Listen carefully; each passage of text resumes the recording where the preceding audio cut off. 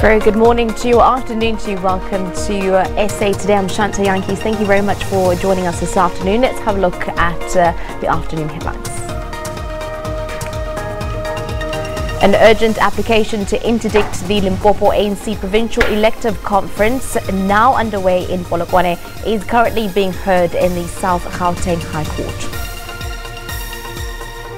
The Gauteng Department of Education says that 2 educators from Kuro Waterfall in Midrand, north of Johannesburg, have been removed from the private schooling following racism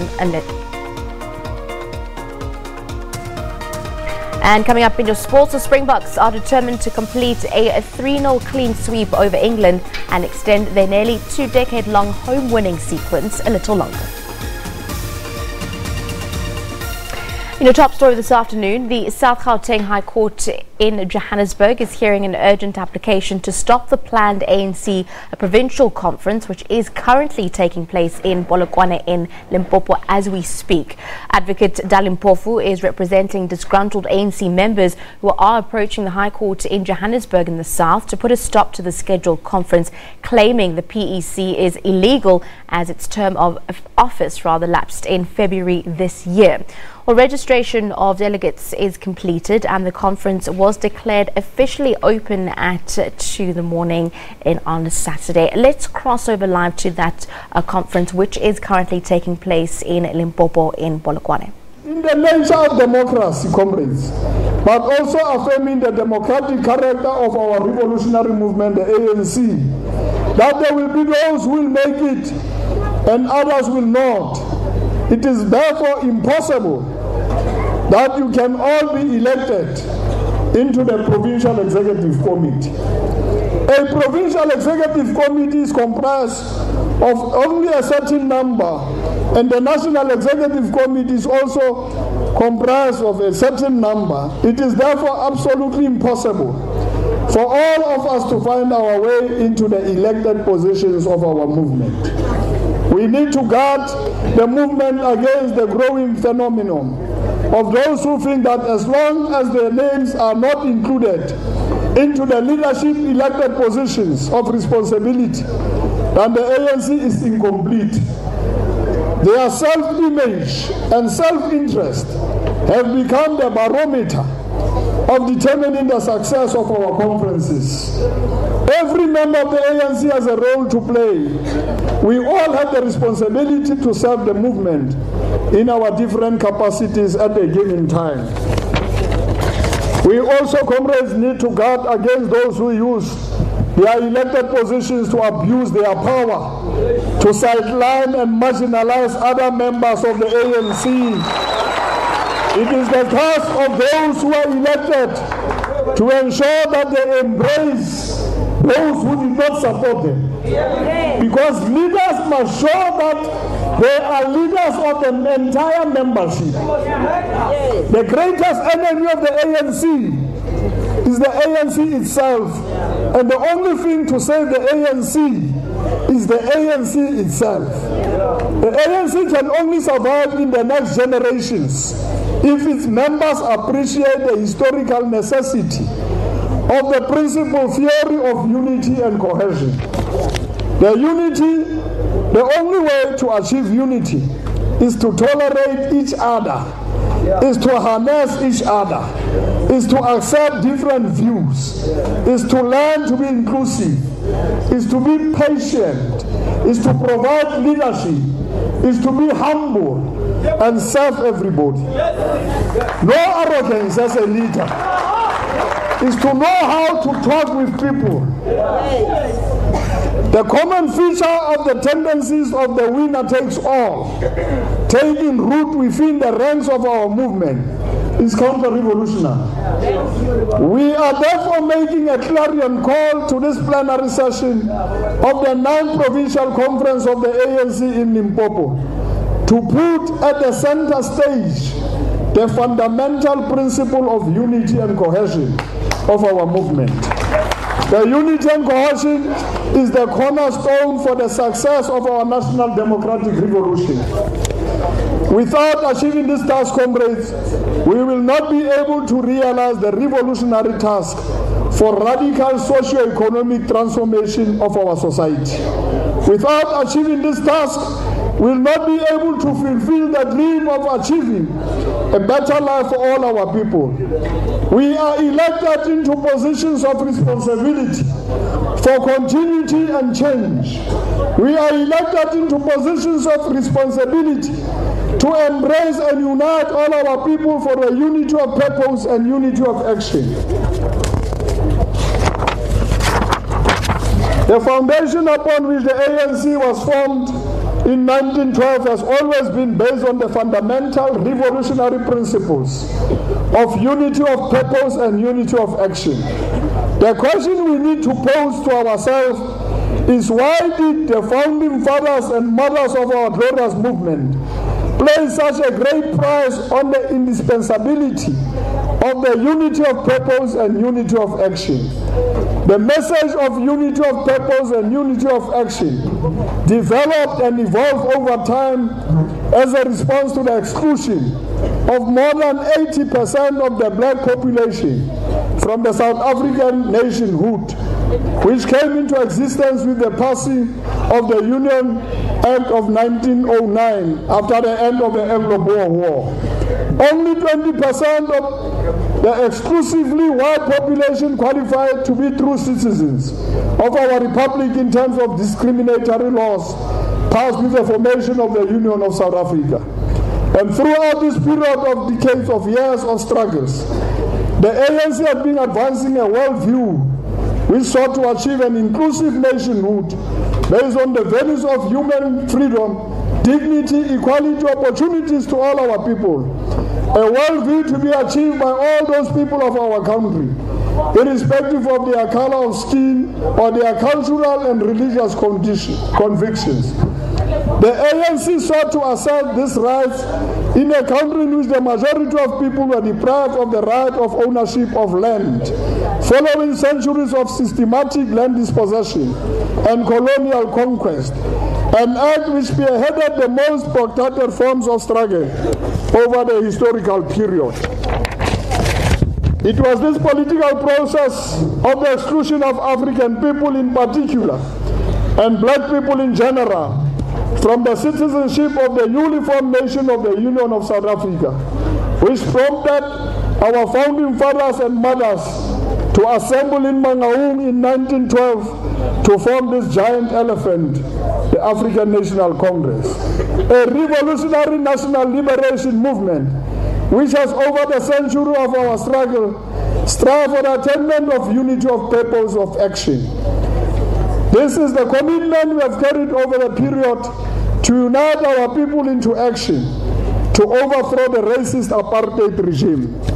Throughout the years, the ANC has been transformed into a stewardship for achievement of this noble objective. This is the most glorious path which has built our movement into the monument we see today. I'm talking about unity and I'm emphasizing it, comrades.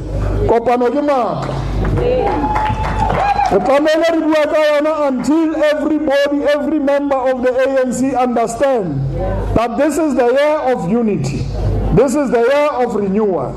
This is the year to conduct ourselves in a particular way. This is the year to give our people and the whole South African nation, give them confidence. This is the year where we can actually make things happen and we can win general elections with overwhelming majority. Confronted by the realities of the total disregard of the interest of the majority of black people by the Union of South Africa, and in the absence of national organization to pursue these goals, they work towards the founding of the South African Native National Congress.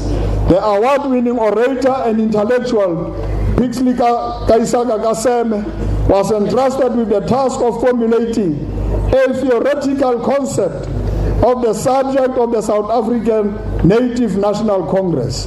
And in carrying out this important task, Pixley Kaisaga Kaseme focused on the question of the Native Union, arguing that after all, that was the Congress was going to be. He emphasized on unity, which was to cut across ethnic divisions, without downplaying diversity, ethnic divisions without downplaying diversity.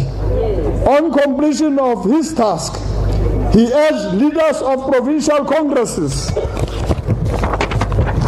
to rise above petty personal differences, selfishness, ethnic divisions, and be equal to the task of the formation of the National Native Congress. And in his key address to the first convention of the African leaders before the first conference of the ANC, he categorically stated that the Native Congress was not just going to represent the overwhelming majority of the people of South Africa, but more importantly, the section of the population which had known nothing but violent legislations from the Union government. It was clear that the formation of the ANC in 1912 was not an accident of history, but the continuation of the anti-colonial struggle that had already begun in different parts of Southern African region. It was a logical development of the realities of the marginalization of the majority of black population throughout the region. And from its inception, the ANC was to serve as the parliament of the people of Southern Africa. It was the voice of the people which did not only demand the end to the white minority domination and national oppression, but to explore and develop a framework for an inclusive, non-racial, non-sexist, democratic, and prosperous Southern Africa. And the first elected President General of the newly formed national movement, Comrade John Dube, took to the fore the important question of unity as the central feature of the organizational building and cohesion. We went around the country on a political pilgrimage, as the leadership of the ANC has done, of preaching unity amongst the oppressed people of our country, first and foremost. During this campaign to recruit new members into the ANC at Eshowe in 1912, Comrade President General Dube, he said the following profound words about the importance of unity of purpose and action. And I quote, comrades, "We have long been asking for representation. We commenced asking the government of Natal before the Union. We asked because of our not having a voice in the making of laws affecting us. Laws, even which are against our feelings. I say let's unite not only amongst ourselves, but with the Tongas, the Swazis, the Sothos, the Mpondos, and no longer refer them with contempt. We want the South African native subjects of His Majesty the King, both within the Union and beyond it, to unite and ask, why is it that we native people living here, subjects of the King, should have no representative, close quotes. From its formative stage, the leadership of the ANC believed in the struggles for just cause of the wishes and the aspiration of the oppressed people of our country. Though they understood fully well that Britain was behind the proclamation of the Act of the Union, which excluded the majority of our people from socio-economic power, they always understood it was through dialogue to reach for a settlement which will give rise to peace and justice for all our people. And one of the most fundamental grievances for the African people was the issue of the ownership of land. This problem of centuries of systematic land dispossession of the African majority culminated with the passing of the Native Land Act of 1913. And that's why when we look at the question of land, we should not start at 1913. We should go back to the 1600s and 1800s. We must go back, comrades, and claim the land and ensure that we don't confuse our people. We implement the conference resolution, which says we are going to take our land back without any compensation. The act evicted African people from the white-owned land in quotes. The white-owned land in quotes, which comprised of more than 90% of the land in the Union. It forbade those Africans who remain on so-called white-owned land to move from one farm to the other, and forcing them to work for 90 days for the white farmer on whose land they reside without compensation. One of the untold acts of oppression and exploitation which prompted the first Secretary General of the ANC, Comrade Saul Plaatje, to make an observation that the natives were made a pariah on the land of their birth. African farm dwellers were not allowed to make sharecropping, and as a result being forced to move to overcrowded reserves. And that's why you see us and you find us in the past in the old former homelands, divided Basotho le, Maxhosa le, Batswana le, Mavenda le, and they actually confine us to those far areas where there is no wealth, where there is nothing, comrades.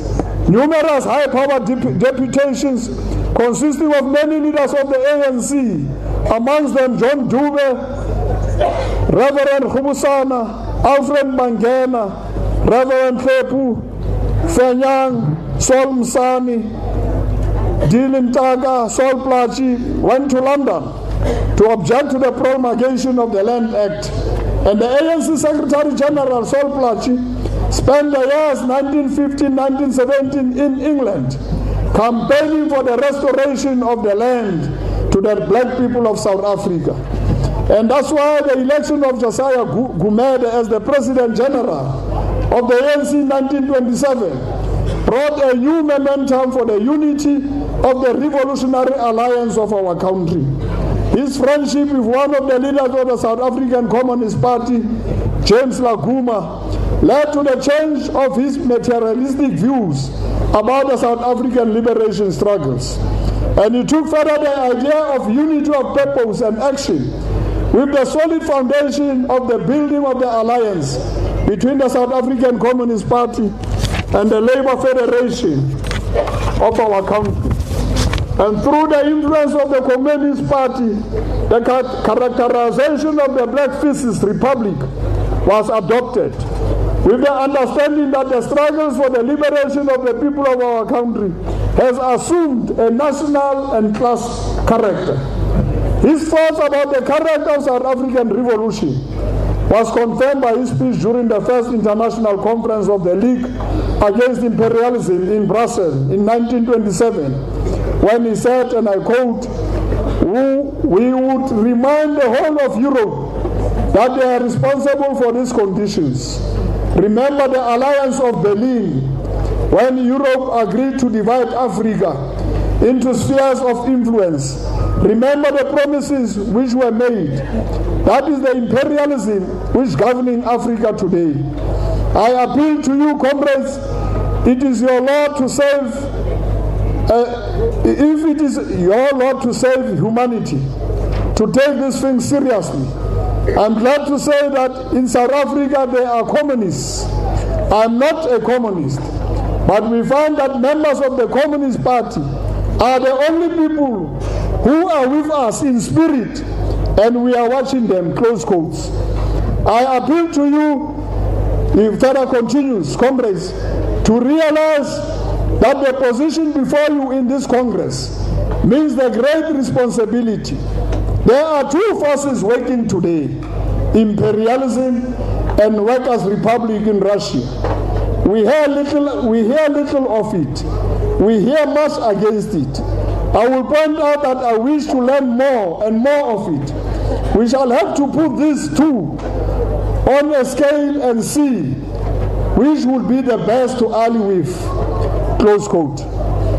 At the same forum, Gumede co-authored and jointly moved a resolution with James Laguma and D. Coleraine of the South African Trade Union Federation, which explicitly committed the ANC to a multi-class and multiracial alliance.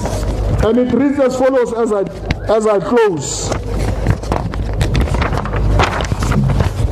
I quote, that in order to combat the present phase of world exploitation by capitalism and imperialism in colonies and semi-colonies and semi-colonial countries, which same imperialism is responsible for the lowering of economic and social conditions of the workers in the home countries, with their huge army of unemployed competing for an existence. We call upon all the workers of South Africa, irrespective of color, to strive for closer unity and working class solidarity, realizing that the unity of all workers, irrespective of race, color, or creed, is essential to the successful issue of the fight against exploitation and imperialism.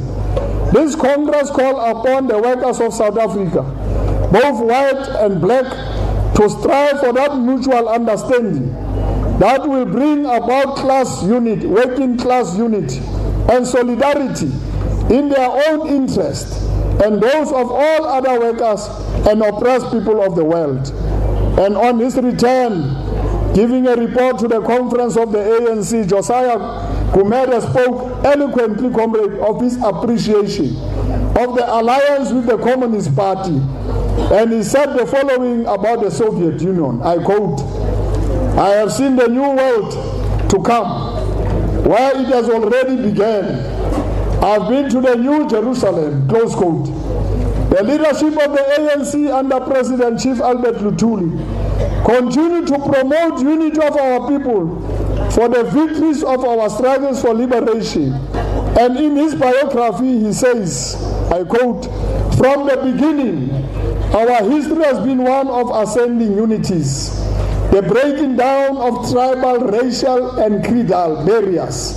The past cannot hope to have a life sustained by itself, wrenched from the whole. This remains for us, before us, the building of a new land, a home for men who are black, white, and brown, from the rules of the old narrow groups, of censuses of the rich, cultural strain which we have inherited. There remains to be achieved our integration with the rest of our continent. Somewhere ahead, there beacons civilization, a culture which will take place in the parade of God's history, beside our great human synthesis, Chinese, Egyptian, Jewish, and European. It will not necessarily be black, but it will be African. He defined the South African national oppression and class exploitation in the following way, I quote, I do not find myself amongst those who tend to reduce all human affairs to questions of economics and economic pressures. Nonetheless, the basic point at issue in South Africa is the question of ownership. Because the races inhabiting the country disagree fundamentally on the answer of this question, the whole controversy is hopelessly tangled with racial factors, and on both sides these racial distinctions have become an unavoidable part of the struggle. And one cannot separate the issue of race from the argument about ownership at present, because one race insists on exclusive ownership. And for a period of 30 years, Oliver Tambo, Regional Tambo, had to steer the leadership of our movement under the most difficult period of representation by the brutal apartheid regime. He had to unite a movement whose majority of leaders were scattered all over the world. Some were in prison, some in the underground, and some in exile. And our message today resonates with his words of wisdom, which he expressed during the plenary session of the historic conference at Morogoro, when he said, I quote, Comrade Matawat, beware of worse drivers, where's their poisonous tongue, wage relentless war against disruptors and enemy agents. Our hope, comrades, is about expropriation of land without compensation. Our struggle is about nationalization of the Reserve Bank and other key sectors of our economy. Our struggle is about free education. Our struggle is about ensuring that we maintain national health insurance.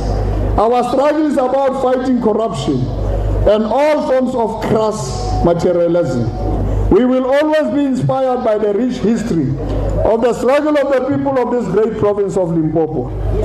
And we hope that we'll continue, comrades, to take the stewardship in ensuring that there is unity and renewal of our movement. We are indeed proud of the leadership role of the great people of this province. And we hope, comrades, and we wish you that the newly elected Provincial Executive Committee will be equal to the task of uniting our movement, particularly during these testing times. Your task is to consolidate and ensure that the ANC receives an overwhelming majority in the forthcoming national general elections. And I conclude by telling you about 6 principles or disciples: organizational renewal, integrity of our movement, credibility of our structures, working together with our masses, working hard, comrades, and changing our lifestyle so that we become part and parcel of our people. You are the only hope, and I wish you all the best. And I think Comrade Stan, as the leader of the ANC, and all of us from branch, region, national, province, and national, we shall have to hold hands, comrade, and ensure that we build this unity. Because if one comrade is not happy, it means it's one vote lost. If one member of society is not happy, it means it's one vote lost. We want to win even that one vote of that person you hate, and you don't have reasons why you hate that person, or that leader you hate, and you hate somebody with passion, and you have never even interacted with this person, but you are told that this is not the right leader. And it's only when you come closer to the leadership that you understand that this is the right leadership of the ANC. So beware the work drivers. Have a wonderful conference, comrades. And with the hands of Oliver Tambo and Nelson Mandela, Peter Mugaba, Pax Mankatlan, Steve Tshwete, and many others, we must walk the talk. We must not just talk. We must not manage one another. We must build unity. It must be unity in action. The alliance must be united. The alliance must not be united only at national level. The alliance must be united at all levels. We must differ, comrades. We are different independent organizations. COSATU is a trade union. SABC is different from the ANC. The ANC is omnibus. We are expecting those who are more advanced cadres to have patience and educate and conscientize those who have joined the ANC even now, even yesterday. We are not equal. Our consciousness and the level of consciousness is not the same. Those who are having this higher level of consciousness must be patient to educate these ones who still don't understand the ANC. Be patient and be tolerant. Don't lose. Don't be angry. Give them time and space. We need them. But if you know, comrades, that you are not at that level, don't rush to be in the leadership. Take time. Your time will come. Be patient. Wait to be grilled and nurtured in the culture and traditions of the ANC. Be patient, don't rush. You will come into leadership at the right time. People will identify you. Leadership is not about, well, comrades, please, I want to be chairperson. No, it's a foreign tendency. The branches and the membership of the ANC must identify you. You can't say I'm available even before nomination starts. I'm available, comrades. How do you know that you'll be nominated? So if we can do away with all those things, we are not in a competition. It's not beauty contest. We are in a liberation movement, and therefore we must be patient. Oliver Tambo, Boya, Tambo, Tambo, Boya, Zoskote. Oliver Tambo, Boya, Tambo, Tambo. Amandla, Amandla, Matla, Matla, Matimba, Matimba, all power, all power. Long live the spirit of Nelson Mandela, long live the spirit of Just Love, long live the spirit of Peter Mugaba, long live the ANC, long live the ANC, long live the ANC, long live the ANC, long live. Amandla, Amandla, Amandla.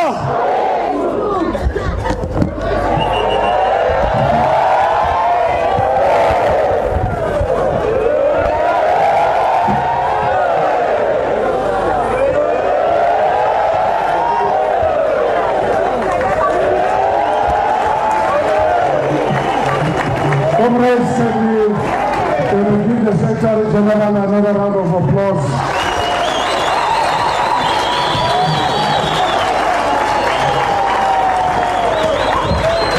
I think it was an intense speech. Comrades, can you allow us to proceed, please?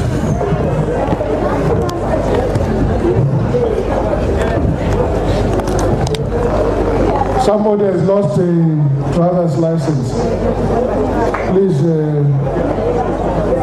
MAK, if you will come and fetch your license. Now, this is what we are going to do now. We are going to request the media to excuse us.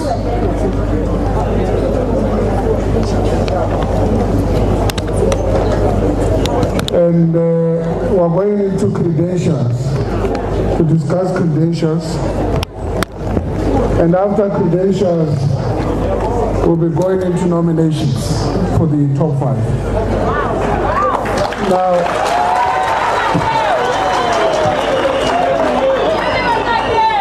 we'll request the media, this is going to be a closed session.